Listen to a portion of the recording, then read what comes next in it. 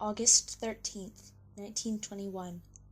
Professor Herbert Clayton, Children's Ward, St. Mary's Children's Hospital, Fife, Scotland. Dear Professor, my trusted friend and mentor, I write to you in the hope that you may advise me on a matter of urgency concerning a patient of mine. Edward is a boy of just 9 years old, who arrived with his mother 6 days ago, with a disposition so positive that we did not at first admit him. This did not last long. Edward claims that 6 days ago, while playing in the garden, he became aware of something or someone watching him. He identified a shadowy figure like black ink, with large circular eyes and elongated limbs. Edward described that while it resembled an owl, it spoke as if inside his head with the voice of his recently deceased father. The voice apparently told Edward that it would come for him in 7 days to take him to the desolate plain, a place named that I am unfamiliar with. Its mere mention brought Edward into a fit of hysteria. His condition has deteriorated quickly in the last few days.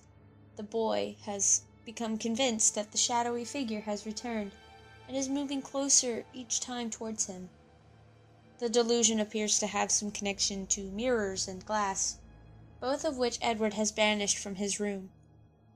I write to you, Professor, because on the final night of Edward's imaginary deadline, I went to check upon the boy, and found that he was not alone in his bedroom. I could discern only 2 things in the moonlight, each of them a sight I shall take to the grave. First, a figure whose retracting limbs cracked like broken wood as it moved into the shadows. The second, a look of such tragic countenance etched upon that child's face that none could suffer it and be unmoved. I heard your voice from the shadows, emanating the 2 round eyes that glinted and lost themselves like waves upon a black sea. But it was not your voice, Professor, and I write to you now because Edward passed away this morning, and I am no longer alone, even when I believe myself to be. Faithfully, Dr. George Booth.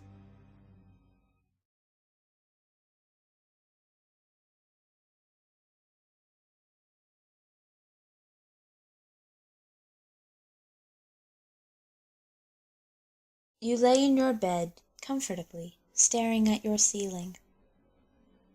Your air conditioning is whirring, allowing you to completely relax and slowly drift into sleep. Just as you start to fall asleep, your air conditioner cuts off. You can hear everything. You have a relatively large room.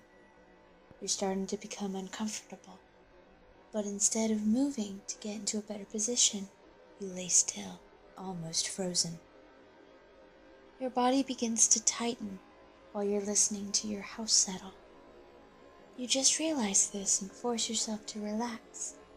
Lay in bed as relaxed as possible, trying to get into sleep paralysis. Because you might want to experience astral projection for the first time. You don't want to move because you might mess up your progress in forcing yourself into sleep paralysis. Slowly, you begin to relax again as you hear all different kinds of sounds around you. Things like your name being called or creaking beds. But you've read up on what you're getting into, so you push it to the side, thinking it will pass. You then begin to hear your name much louder and clearer, but only for a second. Then you hear footsteps.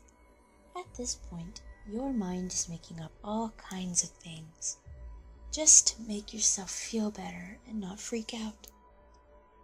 After a bit of struggling to calm down, you finally relax. You steady your breathing and relax your body once more. This time, you hear footsteps coming down your stairs. You don't want to open your eyes, but you do. You lay there confused. You can't move. Only your eyes can move around. It's harder to breathe. You see darkness, nothing but darkness. It's so dark it seems like your eyes are closed. You blink rapidly a few times, just to make sure your eyes are open, and for a quick second you see it. You see yellow eyes and the whitest and sharpest teeth you have ever seen. You then jump up in a panic, desperately trying to catch your breath. It feels like you had someone on your chest for hours. You turn around and instantly freeze. Your arms are sore and your body aches. But at the same time, you feel weightless. You get out of bed and go to switch on your light. You can't. You try to open your drawer, and you can't. Everything you try to do doesn't work. You turn around and instantly freeze. You don't know what you're really looking at. All you know is there is a dark mass over your bed. You finally realize what is going on. All that research about astral projection. You can't turn on light switches when you astral project. Nothing works. Now you understand what is going on, but you still have no clue what is over your bed. You get closer and see your body under this horrific beast. It isn't doing anything other than just staring at you. Then it turns its head and looks dead at you, smiles, and says, "So, my dear boy, is this what you wanted?" And as soon as that vile creature uttered its last words, you jumped back into your body and you woke up.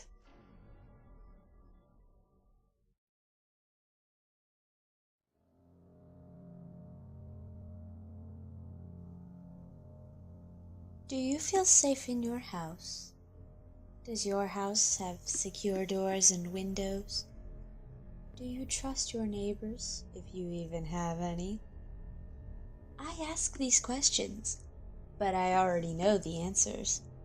I know so much about you. I know how you tick. I know how you talk. I know what makes you happy. I know what makes you angry. And I know what makes you afraid. I have been watching you since you were just a young one. My, how you've grown. You used to be afraid when you were just a little one. You hated going to sleep unless your nightlight was on. No matter. I will just hide in the shadows that your bright wall casts. I am quiet. I am still. Oops! Was that creak on the wall a bit loud? Just blame it on the house settling or mice and fall asleep. You got older and started to believe less and less in me.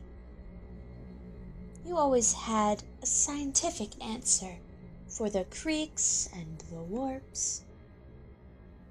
They were the pipes or the air conditioning. That's perfectly okay with me. I don't gain or lose power due to you believing in me. Your fears were so easy to exploit. I know how much you hate spiders. Here's a nightmare about them. I know that test tomorrow is stressing you out as well. So here's a dream about that too. You must think that you are so strong, that you can take on the world. Your parents say that the world is your oyster and that you have all that it takes to be whatever you want. All I see is just another sack of meat that fears the unknown. I know, because I am the unknown. You may find yourself to have a night in which you are reminded of my ultimate and my infinite power. The power that you will never fully understand. The power that you will never reach. You will find yourself waking up from horrifying nightmares of my own creation, and you will look around your room. I will still be watching, staring at you, waiting to finally meet you.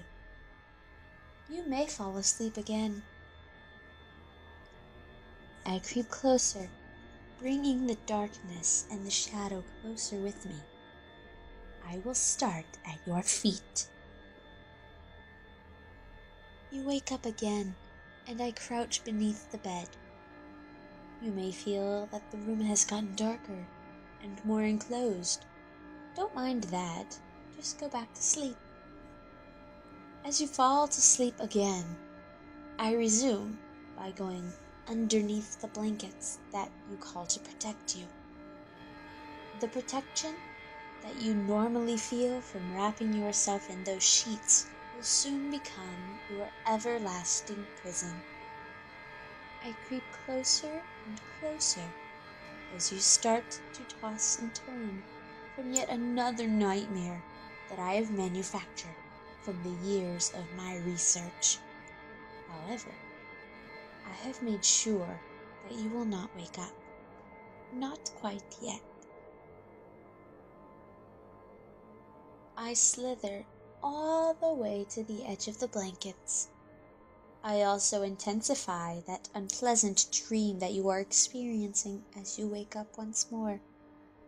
I really must say that I find so much pleasure in intensifying nightmares. Once more, you look around the room, noticing that it is much darker. I can see you. I am just a foot or so from your face.